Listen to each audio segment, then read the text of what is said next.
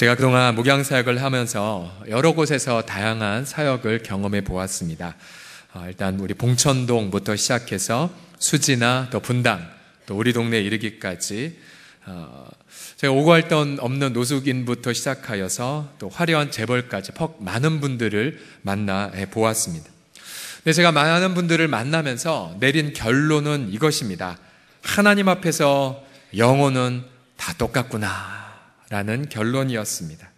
어떠한 영혼도 눈물의 기도 제목이 없는 가정 단 하나도 없었고요.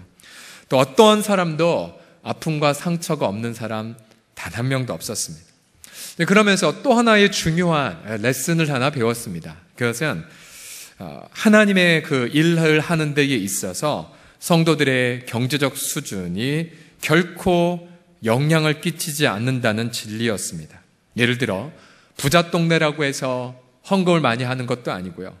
또 가난한 동네라고 해서 하나님의 일하심이 제한받지 않았습니다. 또 반대로 가난하면서도 인색한 이들이 있는가 하면 또 부자이면서도 멋있게 풍성히 나누는 이들도 많이 보았습니다. 그래서 저의 결론은 오늘 사도 바울의 고백대로 이 고백입니다. 고린도서 9장 8절을 보시게 되면 다 같이 읽어보지요. 시작. 하나님이 능히 모든 은혜를 너희에게 넘치게 하시나니 이는 너희로 모든 일에 항상 모든 것이 넉넉하여 모든 착한 일을 넘치게 하게 하려 하심이라. 아멘.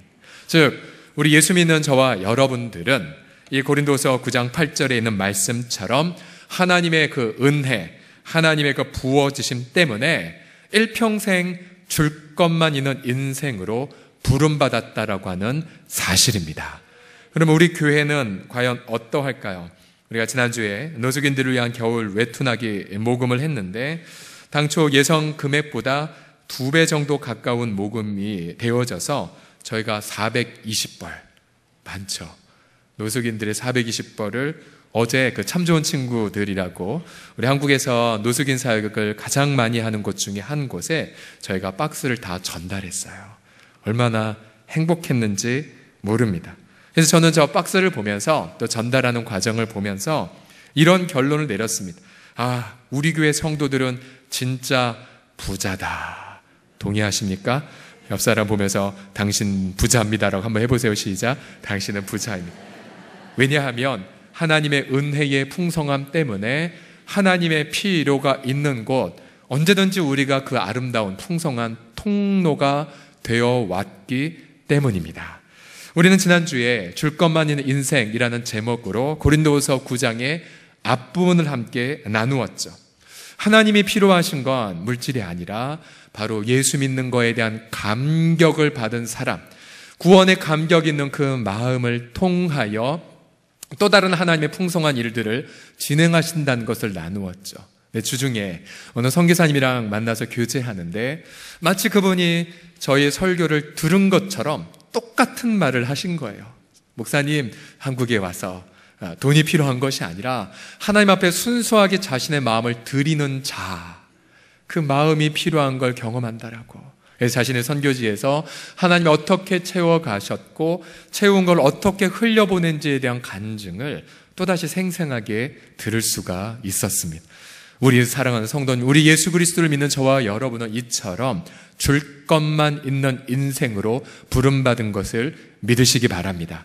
그렇다면 오늘 고린도후서의 마지막 9장의 마지막 부분을 통하여 이 줄 것만 있는 인생에 대한 레슨을, 이 교훈을 다시 한번 분명하게 정리하고자 합니다. 첫 번째로 이 줄 것만 있는 인생의 원천은 무엇일까요? 근원은 무엇일까요?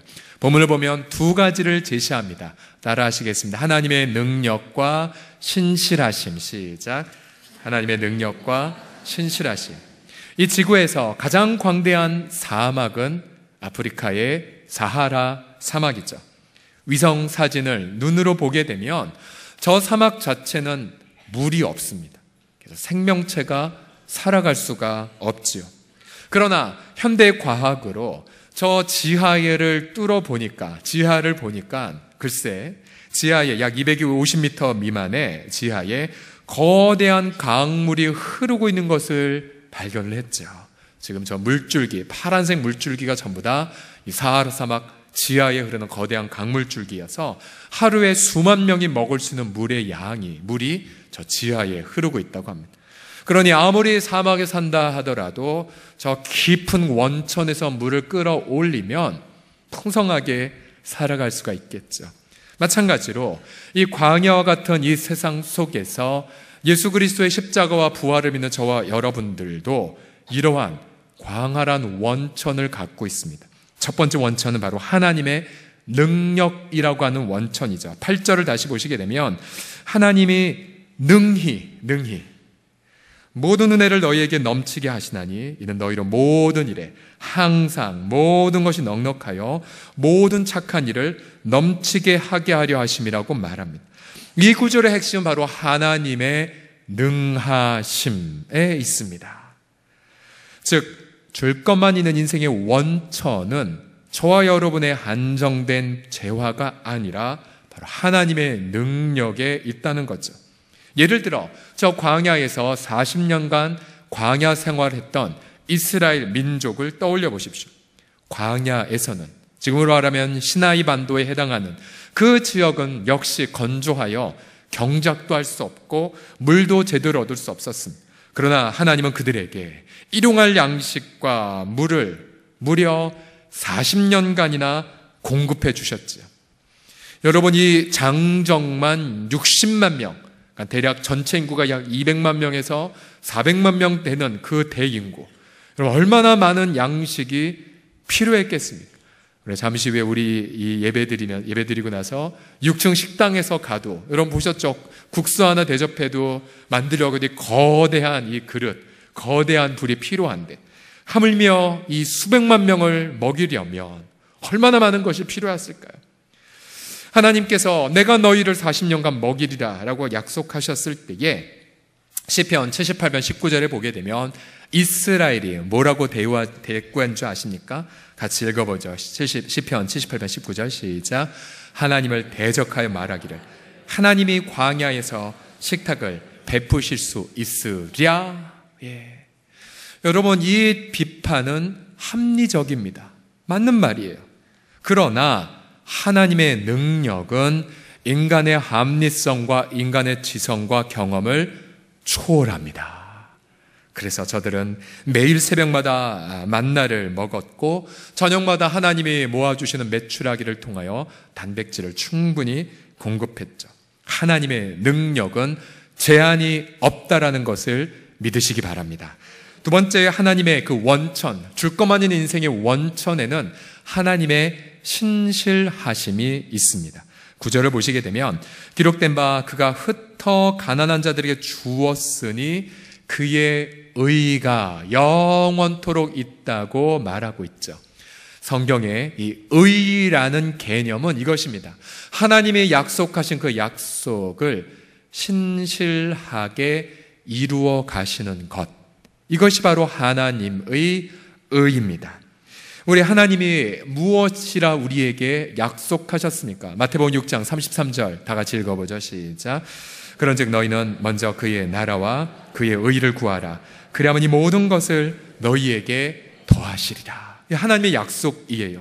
바로 하나님의 나라, 즉 의, 희락, 평강의 가치를 성령 안에서 구할 때에 이 땅에 필요한 모든 먹을 것, 마실 것, 입을 것, 살 곳을 신실하게 채워주신다는 약속이지요. 하나님의 약속하신 것을 얼마나 잘 지켜주시냐면 로마서 8장 32절을 보게 되면 심지어 하나님은 그 아들마저도 우리를 위하여 어떻게 하셨다고요? 아끼지 아니하셨답니다. 그러니 어찌 우리의 모든 필요를 그리스도와 더불어 우리에게 주시지 않겠느냐. 이것이 바로 성경의 선포이지요. 이스라엘 백성 다시 떠올려 보십시오.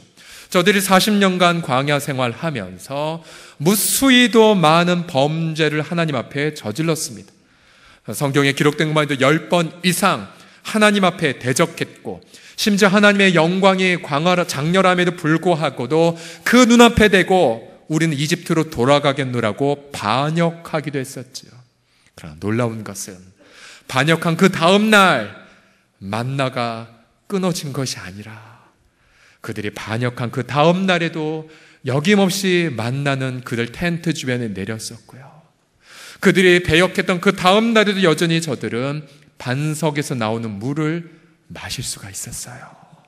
이것이 바로 하나님의 신실하심, 우리의 범죄, 우리의 불순종과 상관없이 우리를 먹이시겠다는 약속을 신실하게 지켜가시는 것, 바로 하나님의 의. 이것이 바로 저희와 여러분이 일평생 줄 것만 있는 인생이 될 수밖에 없는 우리의 분명한 이유입니다. 하나님의 능력과 하나님의 그 신실하심, 아마 우리 공동체에서 이러한 능력과 신실하심을 경험한 사례들을 모아서 얘기한다면 제가 지금부터 시작해서 아마 추수감사 주일까지 다 그칠 수 없을 것입니다. 예를 들어 지난주에도 여러 가지 사례들이 있었지만 가령 오늘도 우리 어느 지역의 사랑방 식구들이 지금 태백에 후속사역에 가 있는데요. 지난주에도 어느 부부 사랑방에서 블레싱 태백 후속사역으로 장성교회를 섬겼죠. 처음에 이제 새생명 전도 축제와 더불어 시작을 하였는데 예상했던 인원보다 훨씬 많은 새가족들이 몰려 들어와서 우리 식구들은 막 서서 섬기면서 너무나 기뻤다라는 그런 보고를 받았습니다. 3년째 내려가니까 지역 주민들이 마음을 활짝 열고 교회로 몰려오는 그 열매를 보고 저희가 얼마나 기뻤는지 모릅니다. 또 최근에 어느 한 성도는 자신의 그 사랑방에서 파송이 끊어진 선교사님을 정기적으로 후원하겠다라고 그렇게 말을 해왔었는데요. 얼마 안 있다가 그 동일한 성도가 제게 이러한 간증을 했습니다. 목사님, 자신의 그 일터에 여러 가지 재정적으로나 환경적으로 어려움에도 불구하고 일터 이전에 대해서 베스트를 구했더니, 최선을 구했더니 하나님이 정말 베스트로 응답하셨습니다. 너무 기쁩니다라는 간증을 제가 들었습니다. 지난주에 함께 나눴던 우리 러시아에 계신 최기영 선교사님 네 분, 현지에서 다른 교회가 운영하고 있는 그 숙소에 3년간 무상으로 들어와 살라는 제의를 받았대요. 그냥 전기세, 물세는 우리가 자신들이 내고. 그래서 이 두 분이 월세가 절약이 되자 두 분은 아예 이참에 교회가 없는 지역, 연해주는 교회가 없는 지역이 많이 있거든요. 교회가 없는 지역에 선교센터를 세우려는 하나님 마음인 것을 깨닫고 좀 기도하며 준비하고 있다는 소식도 지난주 중에 들었습니다. 그 YM 예수전도단 창시자인 로렌 커닝햄이라는 분이 쓴 니발에서 신을 벗으란 책에 보면 아주 흥미로운 이야기가 하나 있습니다. 이 딘 셔먼이라고 정말 중보기도 사역자 중에 한 분이신데, 이분이 젊은 시절 돈이 다 떨어져 갔고 아기를 먹일 분유도 없던 시절이 있었습니다. 얼마나 안타까웠을까요? 그래도 이 부부가 하나님의 신실하심을 믿고 기도를 드리고는 집으로 걸어가고 있는데 나뭇가지 안에서 믿을 수 없는 광경을 목도했습니다. 그래서 나뭇가지 사이에 1달러 그리고 5달러짜리 빳빳한 지폐가 나뭇가지에 걸려있던 걸 봤어요. 부부가 너무 신기해서 그거를 빼서 계산해 보니 35달러. 정확히 분유값과 그토록 사기를 원했던 유모차를 살 수 있는 가격이었답니다. 할렐루야. 여러분 집에 가시면서 한번 나뭇가지 한번 보세요. 한번. 자, 만일 저와 여러분의 마음속에 이처럼 예수님의 그 구원에 대한 감격이 있습니까? 또 우리 마음이 주님이 기뻐하는 선한 일을 하려는 데 초점을 맞추고 있습니까? 그렇다면 하나님의 그 무한한 원천이 우리에게 활짝 열려 있음을 믿으시기 바랍니다. 우리 다 같이 10절 말씀을 힘차게 읽어보겠습니다. 10절 시작. 심는 자에게 씨와 먹을 양식을 주시는 이가 너희 심을 것을 주사 풍성하게 하시고 너희의 의의 열매를 더하게 하시리니. 아멘. 자, 사도 바울이 앞에 8절의 말씀을 좀 더 이렇게 해석하고 있죠. 우리 일상의 삶 속에서 먹을 것뿐만 아니라 의의 열매를 가져오는 씨앗도 하나님이 주신다고 말하고 있습니다. 그러니 우리는요, 마음껏 퍼주었는데 하나님이 또다시 채워주십니다. 우리의 일용할 양식뿐만 아니라 의의 열매를 맺는 데에 필요한 씨앗도 또다시 풍성하게 채워가시죠. 그래서 우리를 향한 하나님의 그 능력과 신실하심 앞에 우리는 감사하게 살 수가 있죠. 저는 저와 여러분 모두가 이 원천을 날마다 예수님 안에서 누림으로 일평생 줄 것만 있는 인생을 사시기를 예수님의 이름으로 축복합니다. 두 번째로 줄 것만 있는 인생에 대한 레슨. 이 인생의 목표점은 무엇이냐면 하나님을 영화롭게 함에 있습니다. 자, 사도 바울은 고린도 교회 성도들의 그 나눔을 통해 필요한 재정이 채워진 것 때문만에만 기뻐한 건 아니었습니다. 본문을 보시게 되면 바울은 그들의 헌신의 결과 하나님을 향한 감사가 가는 곳마다 터져나왔고 또 그 결과 하나님의 이름이 영화롭게 된 것 앞에 감사하고 있습니다. 13절을 같이 읽어보지요. 시작. 예, 증거를 삼아 너희가 그리스도의 복음을 진실히 믿고 복종하는 것과 그들과 모든 사람을 섬기는 너희의 후한 연보로 말미암아 하나님께 영광을 돌리고. 자, 이것은 바로 이 구제의 헌금을 받을 유대인들의 입장에서 쓴 것입니다. 이들이 자신의 삶을 나누자 무엇이 증명됐냐면 정말 저 유럽의 저 고린도교 성도들 정말 예수 그리스도를 믿고 있구나, 그 분명한 증거를 저들의 헌신을 통해서 확인하게 되어 유대인의 예루살렘의 크리스찬들이 하나님을 영광 돌리게 됐다라고 바울이 말하고 있는 것입니다. 자, 우리의 이 나눔, 우리의 믿음은 교회 예배당 안에서나 이 주일날은 잘 증명되지 않습니다. 진짜인 것 같기도 하고 가짜도 있죠. 그러나 우리의 믿음은 일상의 삶에서 소외된 이웃과 나의 재능, 나의 시간, 나의 것들을 나눔을 통하여 그 삶을 통하여 우리의 믿음이 증명되죠. 사도 바울은 고린도 교회 성도들의 그 헌신의 삶을 통하여 너희들이 정말로 예수님을 제대로 믿고 있구나라는 것을 확인하게 되어 하나님 앞에 영광과 감사를 올리고 있습니다. 더 나아가서 14절을 보시게 되면 이제 이 유럽에 있는 크리스찬들이 팔레스타인 땅에 있는 크리스찬들을 섬기자 14절 보시면 이제 유대에 있는 크리스찬들이 고린도 교회 성도들과 또 터키에 있는 성도들 등을 위하여 기도하고 있고 하나님이 그들에게 부어주신 은혜 때문에 너희 얼굴 보고 싶어 한다라고까지 말하고 있어요. 즉 그 당시 교통도 통신도 불편했던 그 시절에 국경을 초월한 성도들의 하나됨, 민족을 초월한 성도들의 그 진한 사랑의 교제가 헌신을 통해서 이루어진 것입니다.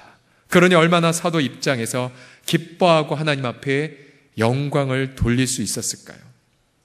자, 우리 사랑하는 성도들이요, 우리 인생의 제1 목적이 있다면 무엇입니까? 우리 인생이 왜 살아갈까요? 우리 지금 피택자들이 계속해서 지금 공부하고 있는 소요리 문답의 내용을 보면 소요리 문답 제1항의 질문은 이것입니다. 다 같이 한번 읽어보겠습니다. 시작. 사람의 제일 되는 목적은 무엇인가? 예. 옛날 판에는 사람의 제일 되는 목적이 무엇이뇨? 라고 묻는데 답을 같이 읽어보죠. 시작. 사람의 제일 되는 목적은 하나님을 영화롭게 하는 것과 영원토록 그를 즐거워하는 것이다. 예. 그렇다면 여러분, 우리가 우리의 나눔을 통하여 하나님의 이름이 영화롭게 된다면 그는 지금 성공한 인생을 살아가고 있는 것입니다. 더 나아가 내가 일평생 줄 것만 있는 인생을 살아간다면 그는 일평생 하나님의 이름을 영화롭게 하는 것이요, 일평생 하나님의 이름을 영화롭게 했다면 그의 인생은 영원히 성공한 인생이라고 말할 수가 있습니다. 얼마 전 사랑의 바제를 섬겼던 각 여전도회 회장님들과 식사 교제를 했습니다. 우리 회장님들은 이 사랑의 바제를 섬기면서 받았던 은혜를 기쁨으로 나누기에 바빴습니다. 처음엔 다들 두려웠고 어떻게 준비를 해야 할지 몰라 막막했다고 합니다.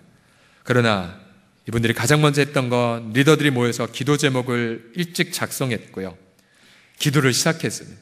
또 선배들과 더불어 함께 조언을 받고요. 그러면서 그때부터 하나님이 친히 일하시는 것을 체험했답니다. 그들은 함께 일하면서 그동안 교회 생활을 하면서 정말 몰랐던 지체들을 알아갔고 또 친밀해져 갔고, 그러면서 교제의 기쁨도 경험했고요, 또 신앙이 성숙해지고 또 마음이 담대해지는 것도 경험을 했답니다. 무엇보다 기도했던 모든 제목들이 다 응답된 것을 경험을 하면서 자신들의 믿음이 얼마나 깊어져 가는지 몰랐다고 그렇게 자랑을 했어요. 한 지체는요, 일을 하는 자매인데 한 달 동안 바자회 준비에 매달렸는데, 그런데 하나님께서는 자신의 직장의 모든 필요를 오히려 더 풍성히 채워졌다라는 그 놀라운 경험을 했노라는 간증도 했습니다. 저는 이분들의 감사의 내용을 들어보면서 오늘 사도 바울의 15절의 말씀이 마음에 메아리 쳐졌습니다. 15절을 다 같이 읽어보죠. 시작. 말할 수 없는 그의 은사로 말미암아 하나님께 감사하노라. 아멘, 아멘. 그래요. 우리의 나눔의 이 삶은 돈이 모이고 돈이 집행되는 게 다가 아닙니다. 무엇보다 감사가 넘쳐나고 사랑이 가득해지고 또 이를 통해서 하나님이 영화롭게 되는 것, 그래서 그것 때문에 또다시 감사하고 또다시 본을 보이고 또다시 하나가 되는 것, 그래서 말할 수 없는 감사의 축제 속에 우리가 인생에 들어가는 것, 그것이 바로 줄 것 많은 인생의 본질이죠. 저는 저와 여러분 모두가 이러한 일평생 하나님의 이름을 영화롭게 하는 인생 성공의 삶을 사시기를 예수님의 이름으로 축복합니다. 마지막으로 줄 것 많은 인생에 대한 레슨. 그러면 대상은 누굴까요? 대상. 누구에게 이러한 혜택을 나눔을 해야 될까요? 성경을 보면 이 세상의 모든 가난한 자들입니다. 자, 9절 말씀을 다 같이 읽어보겠습니다. 9절 시작. 기록된 바 그가 흩어 가난한 자들에게 주었으니, 여기서 이 가난한 자란 히라버로 페네스인데요. 제가 이 단어를 구약성경 전체를 한번 연구를 해보았습니다. 그랬더니 우선 물질이 부족한 자가 가난한 자들이죠. 그러나 구약성경은 좀 더 포괄적으로 가난한 자를 다룹니다. 예를 들어서 외국인 노동자, 가난한 자에 해당됩니다. 일당 노동자, 가난한 자에 해당이 되었습니다. 구약성경을 보면, 더군다나 구약성경을 보면 이 가난한 자가 정치적인 불의와 경제적인 불의 때문에 압제에 당하는 자도 포함되어 있습니다. 예를 들어 부자에게 재산을 빼앗기는 가난한 자, 또 시편에 같은 데 보면 피 흘리는 가난한 자, 또 정치 권력에 의하여 압제를 당하는 자, 또 학대를 받는 자 등이 성경에 나와 있습니다. 또 고아와 과부들, 오고 갈 데 없는 자들, 노예로 팔려가는 자들도 있었습니다. 성경을 보면 하나님은 가난한 자들을 건지시는 분이라고 자신을 계시하셨습니다. 시편 35편 10절을 다 같이 읽어보자. 시작. 그는 가난한 자를 그보다 강한 자에게서 건지시고 가난하고 궁핍한 자를 노력하는 자에게서 건지시는 이라고 말하고 있습니다. 또 시편 9편 12절도 같이 읽어보죠. 시작. 피 흘림을 신문하시는 이가 그들을 기억하시며 가난한 자의 부르짖음을 잊지 아니하시도다. 아멘. 결국 우리 예수님을 믿는 우리 성도들이 돌보아야 할 가난한 자들은 이 땅에서 고통하는 모든 이들을 뜻합니다. 전 이 말씀을 연구하면서 지금 우리 한국의 상황이 떠올라 무척 마음이 아팠습니다. 예를 들어서 정부 통계와 또 노동자들의 통계가 틀리지만 최소한 600만 명에서 많게는 1200만 명에 해당되는 비정규직 노동자들, 또 청년 실업자들, 베이비박스에 유기되는 아기들, 또한 가진 자들로 인하여 집에서 쫓겨나는 이들 등을 보십시오. 무엇보다 나라의 권력자들이 가난한 이웃의 탄식에 응답하기보다 자신들의 안위를 유지하는 데 시간을 낭비해버렸던 상황들, 또 일부 대기업들이 가난한 노동자들을 돌보지 않으면서 자기들을 위하여 비선실세에게 수십억을 갖다 바쳤던 그러한 행태들, 과연 그리스도께서 우리 나라를 보시고 얼마나 많은 탄식과 눈물을 흘리실까요? 주님께서 우리 나라를 보시고 얼마나 진노하고 계실까요? 말라기서, 구약의 말라기 3장 5절의 경고를 한번 들어보십시오. 내가 심판하러 너희에게 임할 것이라. 점치는 자에게와 간음하는 자에게와 거짓 맹세하는 자에게와, 그 다음 보세요, 품꾼의 삭세에 대하여 억울하게 하는 자에게와 과부와 고아를 압제하며 나그네를 억울하게 하며 나를 경외하지 않는 자들에게 속히 증언하리라. 만군의 여호와가 말하였느니라고 경고하고 계십니다. 결국 교회도 이 땅의 모든 불의에 대해 하나님의 이 마음을 가지고 엄중하게 선포를 해야 됩니다. 교회는 이 땅의 모든 영역에서 가난한 이들을 돌봐야 하죠. 교회는 정치적이고 사회적이고 또한 교육적인 불의에 동참하지 않고 하나님 나라의 의로움을 선포해야 됩니다. 교회는 또한 정치, 경제, 학계 등 모든 영역에서 순결하고도 탁월한 지도자들을 세울 책임이 있습니다. 그러하기에 우리는 간절하게 이렇게 기도해야 됩니다. 하나님, 이 땅에 다니엘처럼 권력자에게 아첨하지 않는 탁월한 리더들을 세워 주시옵소서라고.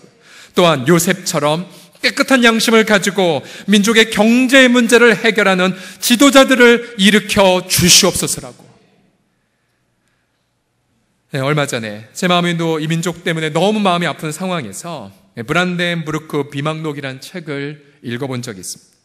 이 책은요, 독일에서 오랫동안 근무했던 양창석이라는 분, 책 내용을 보니까 크리스찬인 것 같던데요. 이 독일 통일의 현장을 취재한 책이었습니다. 그 당시에 동독 주민들이 우선 경제적인 불의, 또 정치적인 압제에 고통할 때기에 그 당시에 동독에 있는 교회들은 그 불의를 외면하지 않은 채 품고 간절히 하나님 앞에 기도했었습니다. 대표적인 교회가 라이프치히에 있는 성 니콜라이 교회입니다. 1982년도부터 이들은 월요일마다 모여서 이른바 월요 평화 기도회를 저 예배당 안에서 진행을 했습니다. 그러면서 민족과 나라를 위해 기도했고 자신들이 경험하고 있는 모든 영역들의 그 불의를 품고 하나님 앞에 매달렸었죠. 그러면서 많은 젊은이들이 이 자리에 모여서 자유롭게 민족을 위하여 의견을 개진하며 우리는 끝까지 비폭력으로 가야 된다, 우리 끝까지 평화적으로 가야 한다는 방침을 세워놨었습니다. 이제 기도회가 5년, 6년, 7년이 되었을 때 1989년도에 그때부터 이 기도 모임이 마쳐지게 되면 지역의 주민들이 성도들과 더불어서 촛불을 들고 행진하는 모임이 되었고요. 마침내 이 행진은 규모가 너무나도 강렬하게 되어서 마침내 독일과 서독 베를린에 있는 그 장벽 브란덴부르크를 무너뜨리는 그런 위대한 하나님의 섭리의 도구가 되었습니다. 근데 저는 이 책을 보면서 너무 마음이 아팠던 것은 그 당시에 이 동독과 서독의 한 지도자가 한국에 왔었을 때에, 독일의 지도자 한국에 와서 80년대에 그때 이러한 말을 증언했다고 합니다. 자신의 나라 독일과 동독과 서독의 통일보다는 한국의 통일이 더 빠를 겁니다. 그러한 말을 독일 지도자가 1980년대에 했었대요. 그러면서 이 양창석님은 그 당시에 이 독일의 상황 가운데에 안정되고 신뢰를 받는 정치 지도자들, 또한 경제적 번영 상태에 있는 서독의 상태, 무엇보다 교회들을 중심으로 한 간절한 기도, 그래서 그들은 기대하지 않았지만 생각도 못한 통일을 경험하게 되었고, 지금 힘들지만, 통일 비용은 너무나 힘들지만 그러나 정말로 가치 있는 일이라고 지금은 독일이 하나가 되었노라는 리포트를 제가 보았습니다. 마음이 너무 힘들었습니다. 왜냐하면 지금 우리나라의 정치 상황과 경제 상황을 보면 볼수록 통일은 더욱더 멀어져 보이기 때문입니다. 그러나 우리 사랑하는 성도들이요, 이제는 우리가 정말로 이 안자리에 앉아서 그저 하나님 앞에 그렇게 눈물만 흘리는 것, 정말 우리는 이 땅을 사랑하시고 이 민족을 사랑하시는 살아계신 하나님을 바라보아야 될 때문입니다. 우리 그리스도는 이 땅에 135년 전에 복음이 증거될 때에 이 민족의 유일한 비전이었고 소망이었고 자원이었었습니다. 우리 예수 그리스도, 자신의 생명을 아낌없이 바친 그리스도야말로 우리 민족과 이 나라의 유일한 원천이었습니다. 지금도 그리스도께서는 우리의 그분의 의와 그 넘치는 사랑으로 말미암아 이 민족의 모든 불의를 치유하고 회복시키실 수가 있으십니다. 그러하기 우리 한국교회는 그리스도의 그 넘치는 사랑으로 말미암아 이 민족의 모든 영역들에 있는 불의들을 치유하고 회복시키시는 그리스도의 통로가 되어야 할 줄을 믿습니다. 그러하기에 저와 여러분 모두가 이 한국교회 모든 성도들이 일어나서 저 통일을 향한 비전과 꿈을 향해 담대하게 나아가야 됩니다. 여러분, 더욱더 간절히 꿈을 꾸고 기도하십시오. 이 민족의 모든 정치와 경제 모든 영역들마다 가난한 이들을 향한 돌봄이 이루어지는 그 꿈, 또한 하나님 나라의 위대한 가치인 의와 평강의 희락의 가치가 모든 구석구석마다 이루어지는 그 나라, 그래서 마침내 저 북녘의 동포들과 더불어 복음을 들고 열방의 끝에까지 행진해가는 그 민족, 선교한국, 통일한국의 비전, 그 꿈을 향하여 쉬지 않고 기도하며 나아가시는 우리 모든 사랑하는 성도들이 되시기를 예수님의 이름으로 간절히 축복합니다. 우리 기도합시다. 모두 자리에서 기립해 주시겠습니까? 우리 다 같이 시간 통성으로 기도할 때에 그 옛날 광야 수백만 명을 40년간 먹이셨던 하나님의 공급하심을 바라보며, 또한 무엇보다 자신의 생명을 아끼지 아니하고 우리 모두의 인류의 죄짐을 위하여 희생하신 그리스도를 바라보며, 또한 그리스도의 선포대로 물은 나를 믿는 자는 그 뱃속에서 영생하도록 솟아나는 샘물이 되겠다고 약속하신 주의 말씀을 선포하면서, 아버지, 민족을 긍휼히 여겨 주십시오. 이 민족을 놓고 간절하게 기도하지 않았던 우리 한국교회의 죄악을 용서해 주시고, 또한 정치 경제에 탁월하고 순결한 리더를 배출하지 않았던 것을 회개하면서, 그런 아버지 긍휼을 여겨 주십시오. 불쌍히 여겨 주십시오. 하나님 나라의 가치의 민족이 갱신되어지는 기회가 되게 하여 주십시오. 저 통일한국의 비전에까지 힘차게 파수하는 기도를 감당할 수 있게 해달라고 함께 시간 회개와 동성으로 함께 시간 결단의 기도를 드리겠습니다. 기도합시다. 신실하신 우리 아버지 하나님, 하나님께서 우리 가운데에 부어주신 아버지 그 마음을 붙잡고 민족을 품고 또 아버지 나라를 부여잡고 아버지의 보좌 앞에 나아가나이다. 아버지 하나님, 정치와 경제와 언론과 교육과 스포츠와 문화와 모든 영역들마다 아버지 하나님의 창조와 하나님의 주권 안에 있음을 선포하면서, 아버지 하나님이요, 우리가 다니엘 같은 순결하고 탁월한 지도자들, 요셉처럼 순결하고 탁월한 리더들을 우리 교회 공동체가 아버지 하나님이 배출하지 않았던 것을 회개합니다. 아버지 다니엘처럼 아버지 민족이 무너진 상황 속에서 민족의 죄와 자신의 죄악들을 회개했던 것처럼 우리도 아버지 하나님이요, 이 민족과 또 우리 한국교회의 죄악을 품에 안고 아버지 앞에 나아가나이다. 이제 아버지, 우리는 분명히 보았나이다. 복음이 무엇이고 또한 아버지 복음에 합당하지 않은 삶이 무엇이었는지, 한국교회도 만문 세력에 굴복했던 것이 어떠한 부분이고 또한 권력 가운데에 우리가 아버지 하나님이 함께 아버지에 맞춰했던 것이 무엇이었는지 우리가 보았나이다. 그러나 아버지, 이제 복음이 무엇인지 알았다면 하나님 백성의 집에서부터 먼저 아버지 하나님의 정련하시는 주여, 우리를 깨끗하게 하시고 우리를 순결하게 하여 주셔서 우리가 아버지 당신의 의의 도구가 되어서 아버지 하나님이여, 주일날 그저 예배당만에 갇혀 신앙생활하는 것이 아니라 우리의 가정과 일상의 삶, 또한 민족의 모든 구석구석 영역들마다 소음과 빛된 삶을 사는 크리스천들이 되게 하여 주셔서 이 민족 다시 한번 하나님 나라의 가치 가운데 갱신되어질 뿐만 아니라 아버지 저 북녘의 동포들과 더불어 이 민족이 아버지 예수 그리스도 오시기 전 아버지 최초로 아버지의 민족의 모든 자원들이 복음 앞에 붙들린 제사장 민족이 되기 그때까지 아버지 하나님의 뜻과 하나님의 영광이 우리 가운데 가득히 넘쳐날 수 있도록 성령이여 우리 가운데 함께하여 주시고 이 민족을 긍휼히 여겨 주시옵시고 아버지 하나님의 나라가 이 땅 가운데에 속히 임하게 하여 주시옵소서.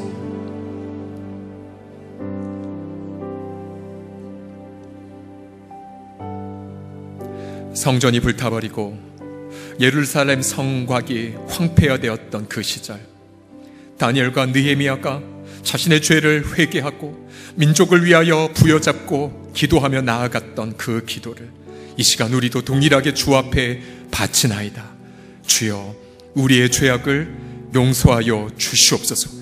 세상의 모든 영역에 빛과 소금으로 부름받았거니와 그러나 우리가 빛과 소금된 역할을 감당하지 못하였기에 세상이 썩어가고 세상이 황폐하고 있나이다.